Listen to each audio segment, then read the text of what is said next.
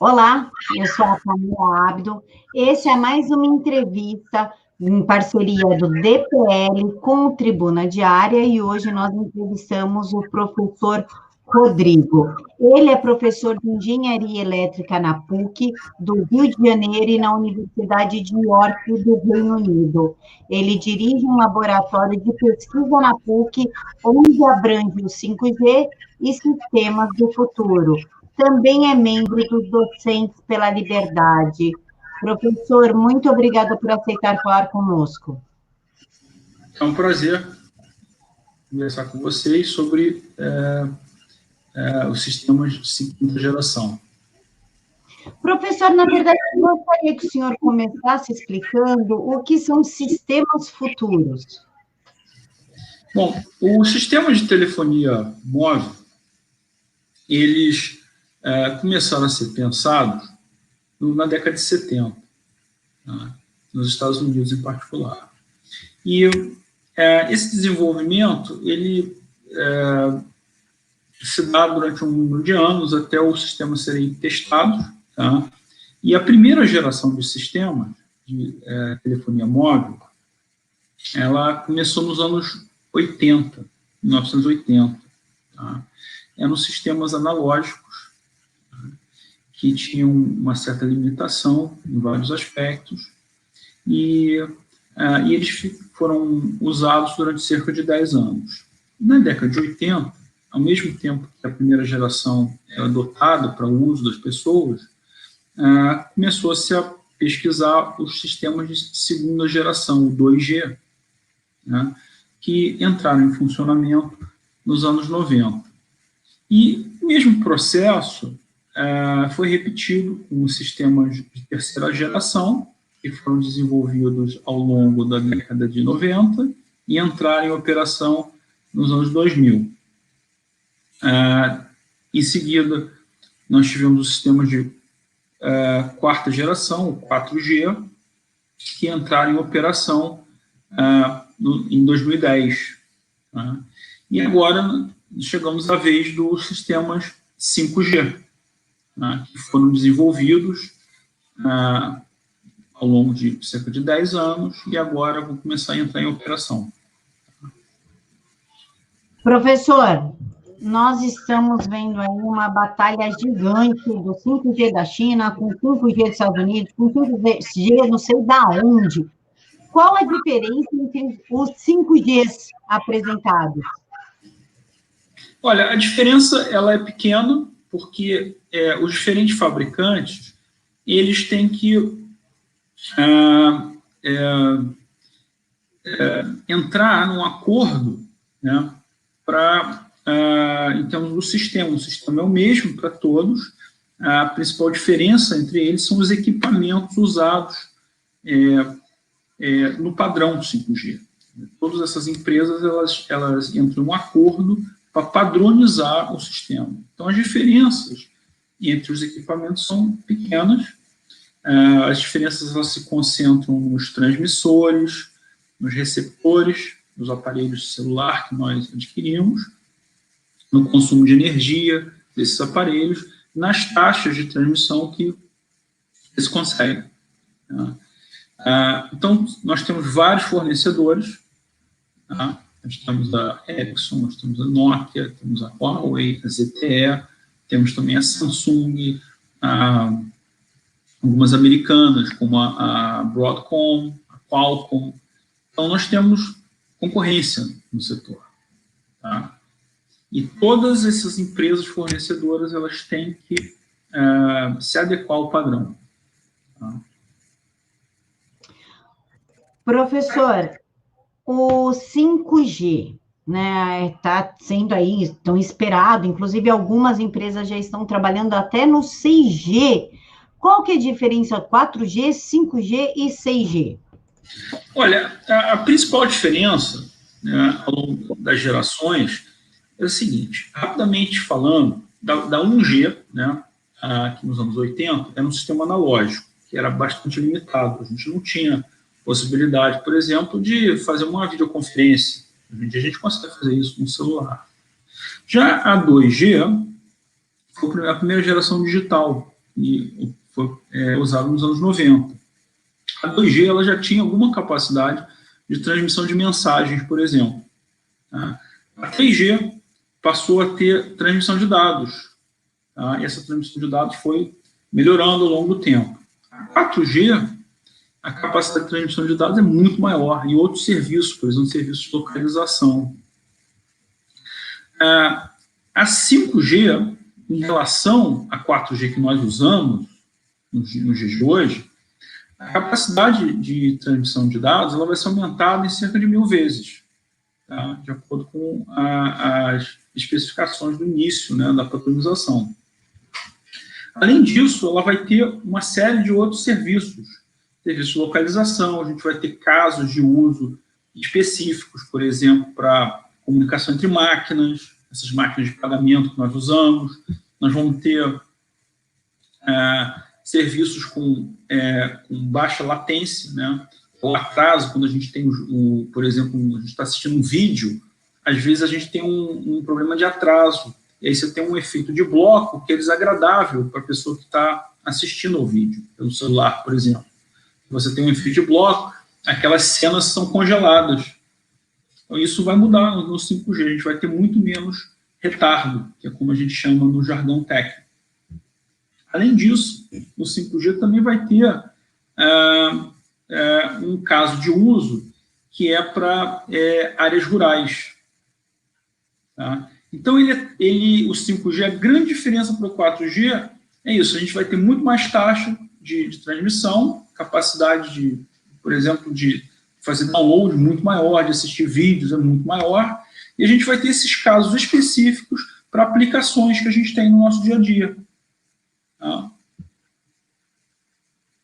Professor, se já estão trabalhando no 6G, é favorável ou vale a pena colocar o 5G? Já não pode passar direto para o 6G?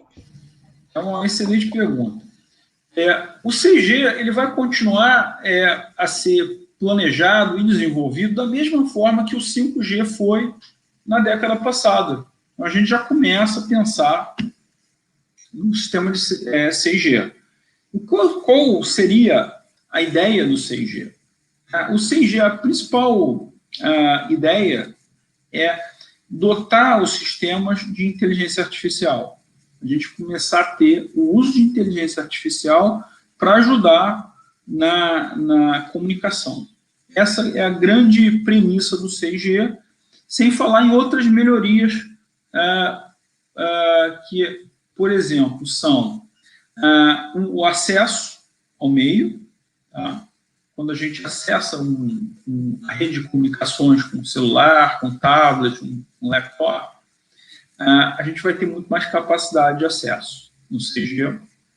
Além disso, a gente vai ter o que o pessoal da área chama de robustez às incertezas.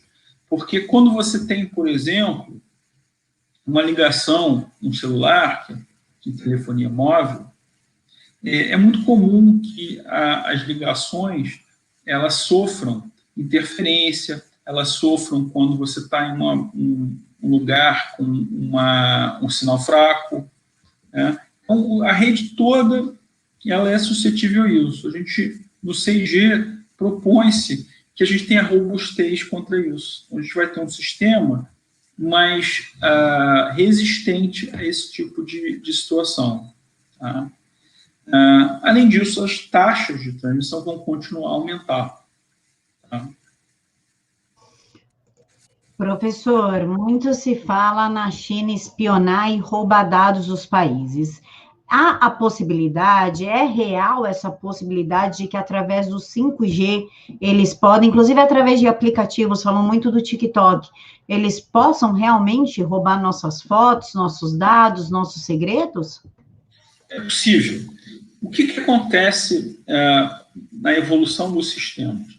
À medida que nós fomos evoluindo nesses sistemas de telefonia móvel, uma grande parte das funções realizadas no sistema é feita através de software, tá? De algoritmos, que são conjuntos de funções, né,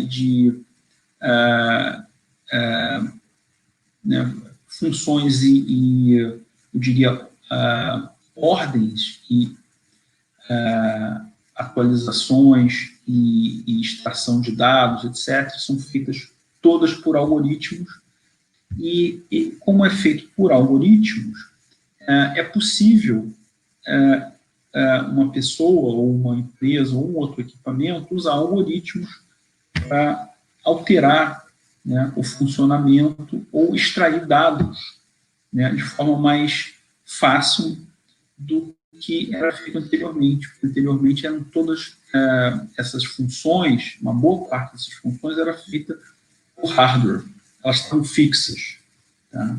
E é por isso que as pessoas falam, né, alguns técnicos, alguns engenheiros falam da possibilidade de ter sistemas, por exemplo, invadidos, a sua privacidade invadida, você ter alguma espionagem e assim por diante.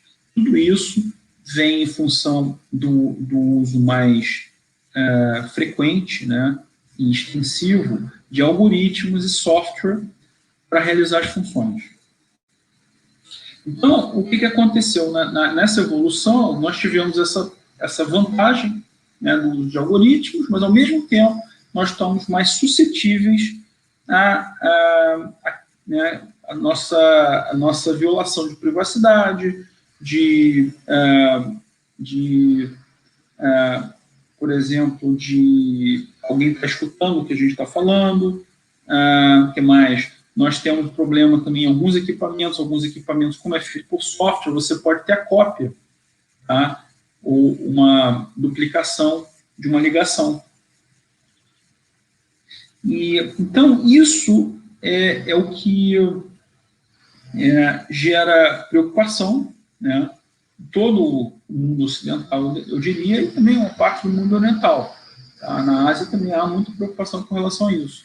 Por quê? Porque as empresas, elas têm interesses comerciais, as empresas, elas têm questões, né, de sigilo comercial, de sigilo contratual, etc. E ninguém quer estar sujeito à espionagem, de alguma forma. Ninguém quer ter algum risco, né, se submeter a risco de ter os seus negócios, o seu sigilo dos negócios violado de alguma forma. Tá? Isso pode gerar grande prejuízo para as empresas. Então, esse é o grande medo e o grande risco que nós temos com a operação de algumas empresas, por exemplo, da China. Essas empresas, no caso a Huawei e a ZTE, são empresas que são ligadas ao governo chinês. Então, há uma preocupação natural com relação à privacidade, né, e ao sigilo das informações, não só das empresas, mas também dos indivíduos. Professor, então, na sua experiência, no seu conhecimento, qual seria a empresa, né, para a gente assinar para ter o 5G, para que o Brasil possa adotar o 5G? Qual que é a mais segura? Olha, eu acho que as empresas ocidentais, elas funcionam de acordo com regras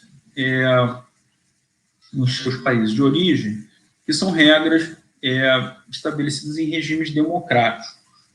Estou falando das empresas que são baseadas nos Estados Unidos, na Europa e assim por diante. Então, essas empresas, elas são fundadas e operam com base nessas regras de países democráticos, países que respeitam a propriedade privada, privacidade e assim por diante. Então, há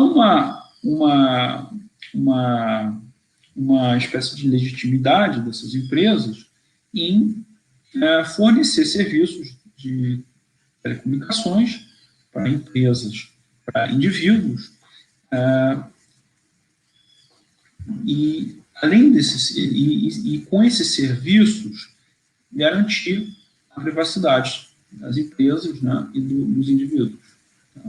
Então, acho que isso é o que o Brasil deve buscar, uma certa garantia da privacidade dos usuários, dos indivíduos e também das empresas, porque é nesse tipo de ambiente que é um ambiente salutar para se fazer negócios, para a gente ter desenvolvimento econômico.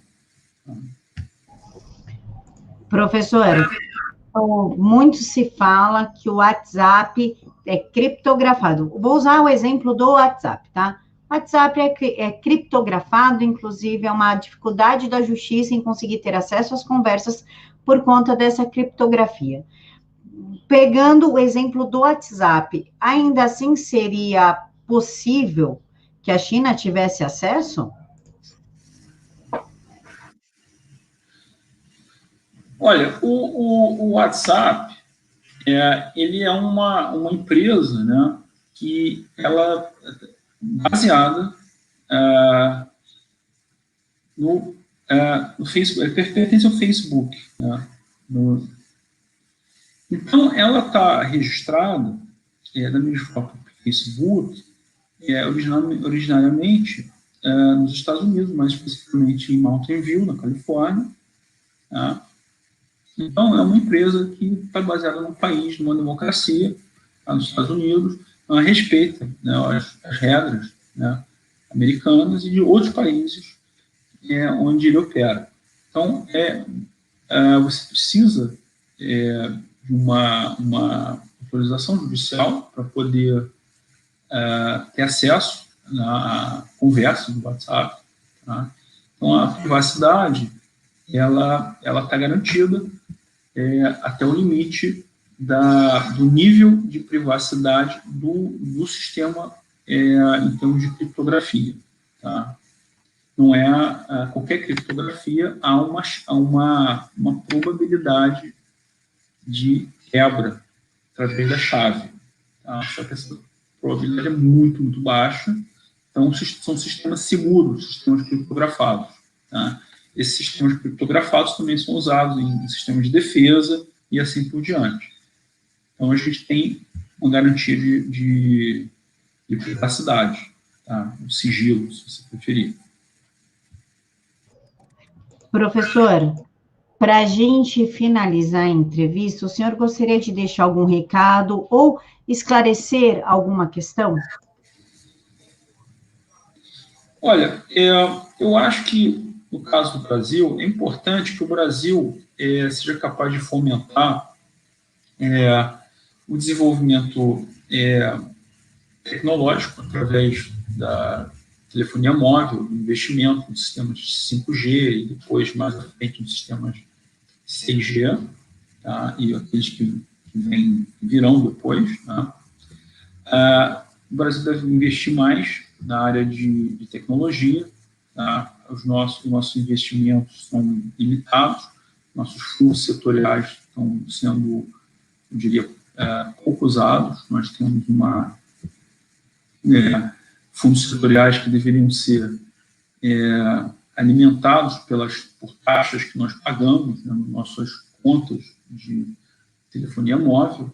Então, a gente deveria estimular o uso desses recursos para desenvolvimento, né, dos sistemas, pesquisa tecnológica na área, e a gente deveria fomentar um ecossistema de desenvolvimento tecnológico e industrial na área, porque essa é uma área muito importante para a sociedade, uma área que permite comunicação entre as pessoas, estabelecimento de negócios, desenvolvimento econômico, social, importante, por exemplo, na área de educação também, até na área de saúde, que a gente tem gente que faz diagnóstico remoto, né, na área de saúde, então é importante você ter altas taxas de transmissão, porque você pode enviar imagens, diagnóstico por imagens, por exemplo. Então, é uma área de infraestrutura básica que é extremamente importante para qualquer país que queira se desenvolver. Tá?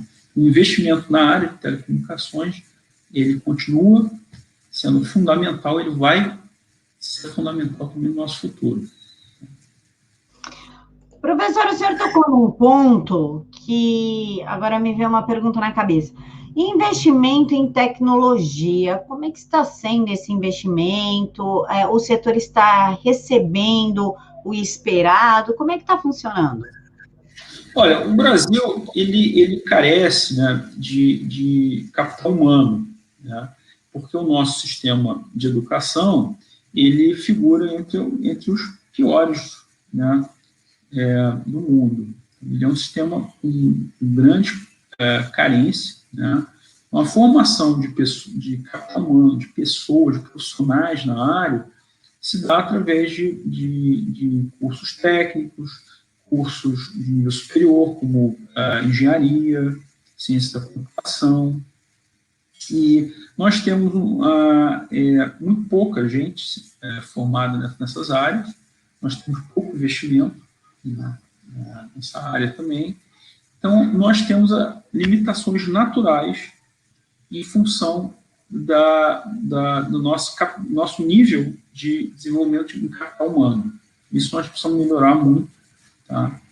Nós precisamos investir na área de tecnologia, ciências, né, engenharias, e isso é fundamental para a gente ser capaz de desenvolver novas tecnologias também e acompanhar o que se faz no exterior. Tá? Professor, agora para a gente finalizar de verdade, eu não vou mais pegar o seu tempo. O Brasil não tem uma estrutura para desenvolver o próprio 5G? O Brasil tem fábricas, tá? Tem fábrica da Ericsson, da Nokia, da Cisco, tá? De outras empresas, tá? E ele desenvolve já alguma coisa. Tá? Ele já vem desenvolvendo pesquisas e vem fabricando produtos, tá? Há muitos anos. Tá? Essas empresas já têm fábricas no Brasil há muitos e muitos anos. Tá? Então, a gente participa da padronização dos sistemas, nós exportamos equipamentos, nós construímos esses sistemas aqui no Brasil. Tá? Mas a nossa participação é tímida. Tá? Nós podíamos fazer melhor. Nós poderíamos, por exemplo, atuar com mais desenvoltura, através de mais investimento em capital humano. Nós poderíamos assumir algumas áreas de desenvolvimento que são relacionadas a esses sistemas, áreas como inteligência artificial, materiais que são usados em sistemas de comunicações. Nós podemos expandir muito, né? Mas nós vamos precisar de mais investimento na área. Não só o investimento do governo, mas também das empresas. Né? Nós precisamos de investimento privado também para capacitar o nosso ecossistema na área de tecnologia da informação e da comunicação. Tá? Isso é uma área muito importante para o futuro e é uma área que é interessante, que ela tem uma carência de profissionais. Mesmo quando nós sofremos, por exemplo, uma recessão, etc., a área de tecnologia da informação e da comunicação, ela tem um déficit de profissionais enorme. Nós temos que importar gente de outros países para suprir a nossa necessidade. Né? É uma área que oferece muitas oportunidades para os jovens, tem salários mais altos, tem perspectivas de carreira bem interessantes, quando comparadas com outras áreas. Professor, muito obrigada pelas explicações. Esse é mais um quadro do Docentes pela Liberdade, em parceria com Tribuna Diária. Peço que deixem para mim aqui nos comentários o que vocês acharam e não se esqueçam de se inscrever. Fiquem todos com Deus e até a próxima.